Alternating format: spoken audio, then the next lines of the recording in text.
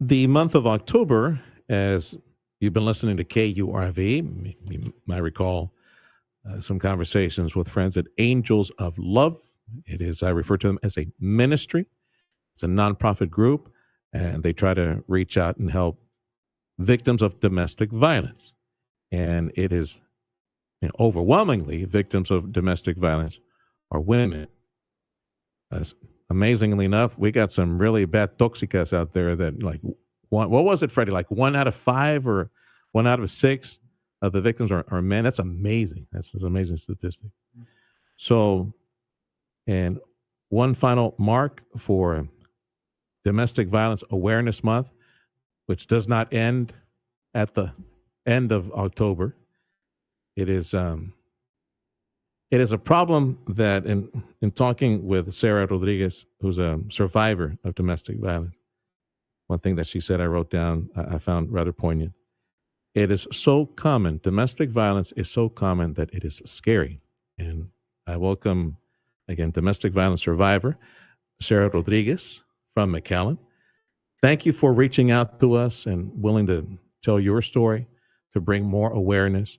And in trying to do so, which I understand you were telling me off air, that violence inflicted on you when you were just a new mom. Your baby was just a few months old, you were telling me. 7 years ago, más o menos about 7 years ago.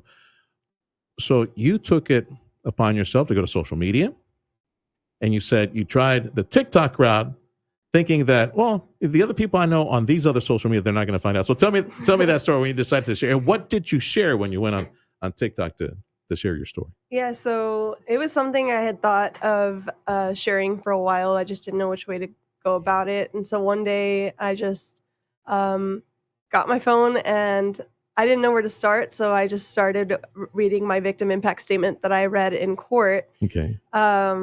And it kind of gave an outline of the abuse that was endured during my relationship. And then next video, I believe, was the second victim impact statement that I read, and it shared a little bit more of the after the abuse.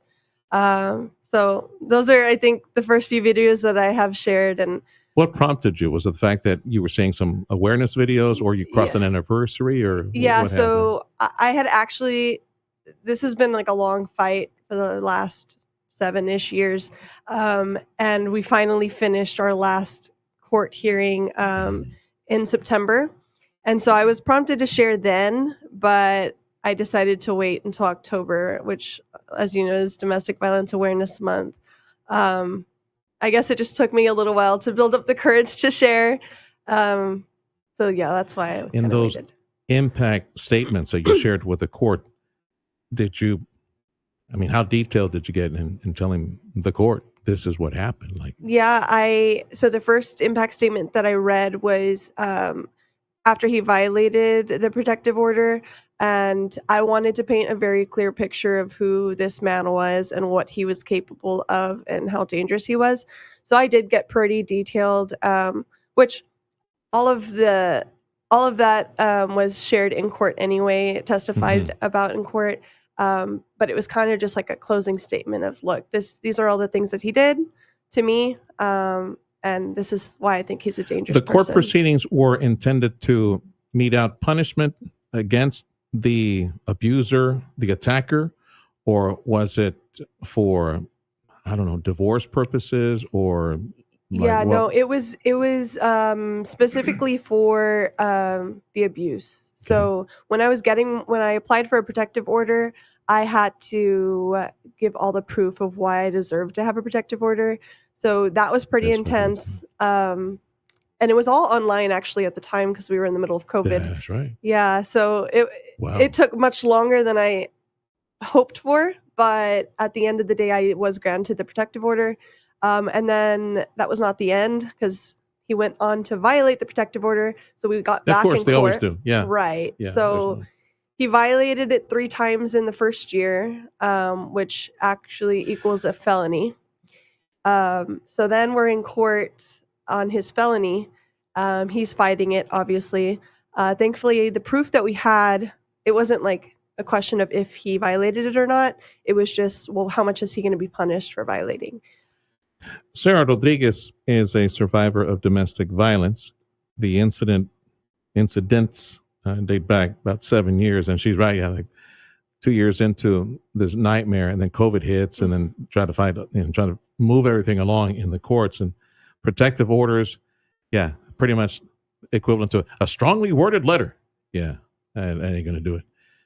I got to ask you, you got a means, you got a way to protect yourself, if you know what I mean. Yes, absolutely. Okay, all Hmm. right, just make I sure. relied on that heavily.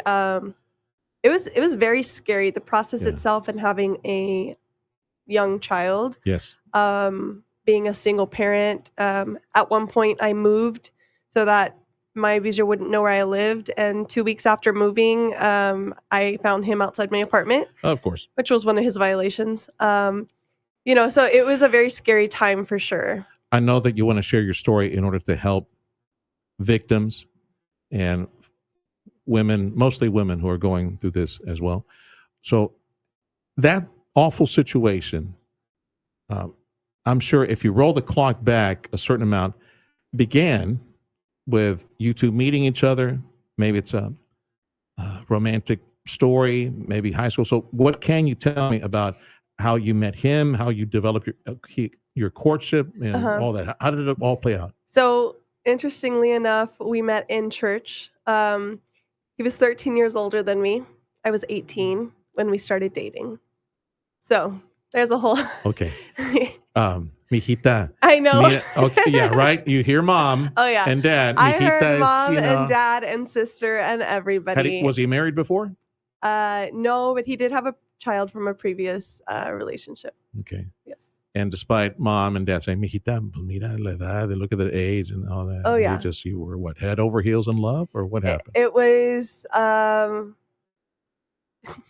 don't know exactly, but I lost a lot of relationships at the time because I chose to continue a Pursue relationship that. with him. Yeah. Yeah. At It was. church. That's where you met him, at church. Yeah, yeah. Unfortunately, wolf in sheep's clothing kind of thing. Wow. It was unfortunate, but at the end of the day, I walked away with my beautiful daughter, and I don't take any of that back. But there were definitely a lot of red flags Yeah. that I chose And you not said to. you were 18 at the I time. was 18. You We were met when I 18. was 16 Okay. in church. I moved away after high school for 6 months, lived in Houston. He reached out and we started talking. I moved back and we started a relationship. And as far as the physical or contact or anger issues, was there any signs, any evidence that maybe, this dude needs Yeah. counseling, but I'm willing to overlook it because I'm head over heels in love with him? But Yeah. were there some markers they say, looking back, victims need to know that For if the sure. person does this, you really need to Yeah. think twice? So looking back, obviously when I was in the moment, I didn't see these things as red flags, but he was very aggressive towards other people in protection of me. So he beat a man once, like with his face hanging off of him, his eyebrows hanging off, Oh my goodness. because this man was like flirting with me. And at the time it was very much like, oh, like he's protecting me. That's not normal at all. Mhm. He was also aggressive just with anytime things didn't go his way. He was very sneaky and a liar, a manipulator. And I started to see these things within the first year. So you were together for what, like a couple of years? We or were how together many? for 3 years. For 3 years Yeah. as a couple dating and all that. Right. Did you get married with him? No. Okay. So we were engaged. Okay. The emotional and mental abuse started first within the first year. How so? Describe it for me. What was that emotional, mental abuse? What did he say? What did he manipulate you? So anytime he was really upset, he like had outbursts. He would scream and yell, tell me that I wasn't worth anything, tell me that I was broken because of childhood abuse that I endured. And he said it so often, I started to believe it. And then when the physical abuse started at about a year, again, everything was my fault. So everything that happened, I deserved. It was because I talked a certain way, I did a certain thing, I didn't do a certain thing. And so I was fully convinced that everything that was happening to me was because of me, which was it's a really scary place to be in. This conversation is also broadcast on 710KURV, our YouTube page, X page, Facebook page. We'll probably even put on LinkedIn for that matter. And you, as a parent, you probably have a daughter Hmm. that might be in a similar situation. You need to present this link to that young lady from a survivor of domestic violence. And thank God she is here. Sarah Rodriguez from McAllen. We're 7 years removed from, all the violence in her life. She has a precious little girl, a gift from heaven. She's 7 years old from that relationship, but there were many signs. And your daughter, and for that matter, your son, who's maybe dating a toxica, that is completely unnegotiable. Uh, you need to share this with them because Sarah wants to share her experiences to prevent Hmm. domestic violence Right. from taking place. Well, for 2-3 years, you got your baby, and then at 7 years ago, it just got like what happened? It snapped and said, "That's it, I'm done." So the breaking point for me, like I said, I believed I deserved all these things, but Wow. um, my daughter was 4 months old. I had just moved back in with him, and she witnessed her father be physically abusive with me and throw me across the room. Ay. So that was a breaking point for me, because as much as he had convinced me that I deserved these things, there was no way he was going to convince me that my daughter deserved this. So in that moment, I said, "This is it." I walked away, and that was the Were last you time we able were to walk together. away cleanly in front of him, or did you have to wait at night in the middle of the Yeah, night to no, call your dad, or what? so the fight we were having, we were already arguing and stuff, and then he was upset that I wasn't giving him our daughter. He wanted to take her and go, which he What? threatened me with often. But I had her car seat in my car, locked in there, and he couldn't find my keys. I had hid him under the mattress. So that's when he got physical. He's trying to find his keys on me, my keys on me, and he couldn't. His sister ended up coming, taking my daughter without a car seat. I ended up calling the police that day, Okay. not because of the abuse, but because they took my daughter. So I said, "I'll leave here, our apartment right now, if you bring my daughter back. If I can take my daughter, I'll leave right now. If not, I'm not leaving. Mhm. I'm not leaving until I have her." So it was a clean break. I mean, we broke up often. We separated often, back and forth. So it wasn't anything out of the usual. The difference was this time that I didn't go back. 10-4. Yeah. I'm glad you didn't. Yeah. You explained that the legal fight, the Mhm. legal system, the lack of resources, Mhm. that seemed to be almost equal or worse Right. than the actual abuse that you went through. Describe for Right. me your experience. Yeah. When I left, things just got worse with him. He started harassing me, threatening me, all these things, threatening to take my child to Canada, where he's a citizen of. And those are not things I took lightly. And so I went the legal route. I did all the things that they tell victims to do, to report, to document, to make police reports, to save all of those things, recordings, all of the things. I eventually sought a protection order, which was granted to me after a long fight. Um, and then he went and he violated those orders. So he was facing, after the 3 violations in a year, he was facing 10 years in jail.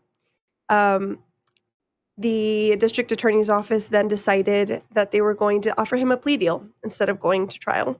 Why? Because it was COVID and they didn't want to move through the No, courts, or we were what? past COVID at this point. It was 2022. They advised me that this was the safer legal option. They told me that giving him probation, they knew he was going to violate it, and after he violated it, then they could go after him. This did not make any sense to me. Well, yeah, because if he violates it one final time, Right. you and I probably wouldn't be talking right Right. And now. I it don't was the understand. scariest thing and most frustrating thing that I went through, because we had all the evidence. As I told you earlier, like, it was not a question if he violated the protective order or not. It was just how much time are they going to give him. Um, And he's not a citizen. He wasn't a citizen of the United States. And so there's that as well. There were so many things stacked against him. And when I expressed those things to the district attorney's office, I was told that they don't work for me. I was told, I'm sorry. What? Oh, what? Did you forget to pay your taxes? I don't. That is ridiculous. yeah. I've Wow. been told that probably 4 times in the last 7 years. We don't, yes, Hidalgo County. yes. So that was back in 2022. They gave him the probation deal. I lived in fear every day. Yeah. Every day. I And lived as I with asked my you at the firearm beginning, concealed on my hip. there we go. Going to the I shooting range was every now and then. Okay. Yeah, I was afraid to take my daughter to public parks. I would all the things. I was terrified. I had to go through extensive counseling. I went through EMDR therapy to help with my triggers. I was having night EMDR. terrors. I'm sorry. Yeah. What is that? It's eye movement desensitization Okay. reprocessing Okay. therapy. Yeah. It's Like really good for PTSD. Yeah, Yes. PTSD. I Yeah. was gonna say. Yeah. Anyway, I was doing all that I could to be the best mother that I could be. It just was mind-blowing. So he did violate his probation, just like everybody said he would. Okay. Many times. Oh, He had many violations of his probation. and where is he now? He, as of September, when we were in court, will be facing 5 years. But he did something much worse. This time I was not the victim. He sexually abused a child in another county. That is one thing that I think will always haunt me, because, and I said this in court in my statement in September. I said, had I fought harder against the probation order, I understand right now, but that was my immediate thought was, you guys gave him a chance to be out, knowing he was going to violate again, thinking what, he was going to run a stop sign? No, these repeat offenders should not be given multiple chances to go out and violate and do more harm. Agreed. Because 9 times out of 10, they're going to do more harm than what they initially did. And this is where we see the fallen victims of domestic violence that end up dead at the hands of their abuser. It's not usually the first time. It's usually the second or third or fourth time they're let out of jail. Yes. And at one of those times, the worst could happen. Absolutely. Which the voice will be silenced forever. Absolutely. And, absolutely. Sarah Rodriguez from McAllen, domestic violence survivor. And recently you met a wonderful new resource in the area, Angels of Love. Yes. Very strong women, all survivors. Mm-hmm. The board are all survivors of domestic violence. And you got some powerful women, movers and shakers, politicians and business owners. Yeah. And I'm glad that you're in there. They need to hear your story and act on it and get back to the DA's office and hold them accountable for the failures of these decisions, for whatever excuse that they can give. As one guy manager around here would say, son excusas, and there are son excusas. It's just excuses. Yeah. So I hope that you can get real close to the Angels of Love and these powerful women, and we can do a heck of a lot. We must do a lot better in the community. And it's just unfortunate because I reached out to the DA himself, Terry Palacios, and I let him know, because like I said, I document everything. I let him know all of the failures, all of the mistakes that the ADAs had made, that his office made. Yeah, the assistant and I district attorneys. said, I am calling for you to do several things. One, oversee the rest of my case to make sure there are no more mistakes made that are going to result. So one of their mistakes resulted in him being let out on bond, on a $5,000 bond. Again. Yeah. And I said, I also want to see that you guys are committed to victims and that victims are a priority in your office. I got a response from him and he said, I'm going to look into this. Here's my cell phone number. Reach me here if I don't get back to you. Okay. I reached out. Nothing happened. That's one of the blessings of having this link online. I'm very happy to text that link forward to our present DA, Terry Palacios, so we can take a look at it. Yeah, for sure. So that's the next court hearing. This abuser's facing 5 years. So he got 5 years. So is he gone? He's here. So the last I heard is he's going to be, because like I said, he committed that other act in another county. So he's going to be transferred to the other county to face whatever he's facing there for the 5 years aggravated for sexual violating the orders on you and facing prosecution from, is it Cameron County or is Yeah. it? Okay.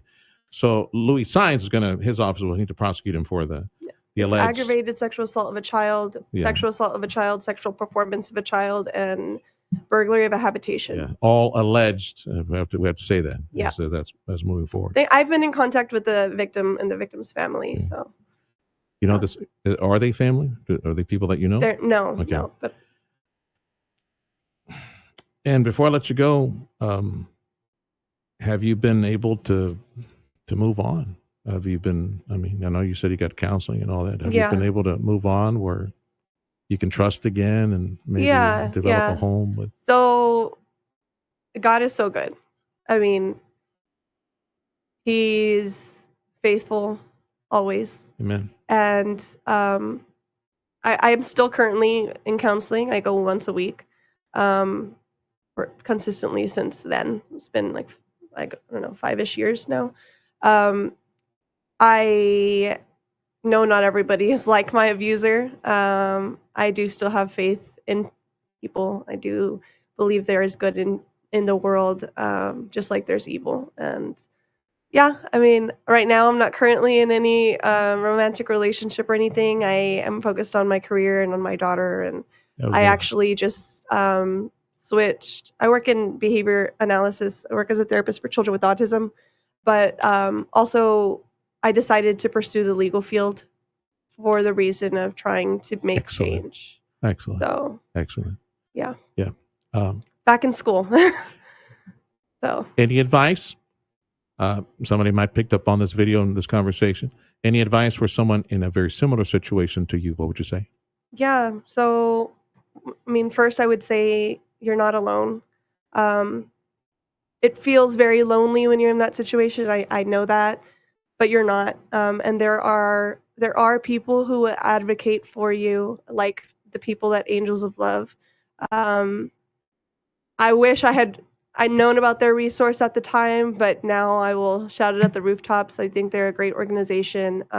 They'll provide the advocacy for you, the advice, the emotional support, all the things that are the hardest to come by. So leave, and when you do document everything and you do all the things that they tell victims to do, just remember that it's important for your voice to be heard after the fact, because it might save the next person.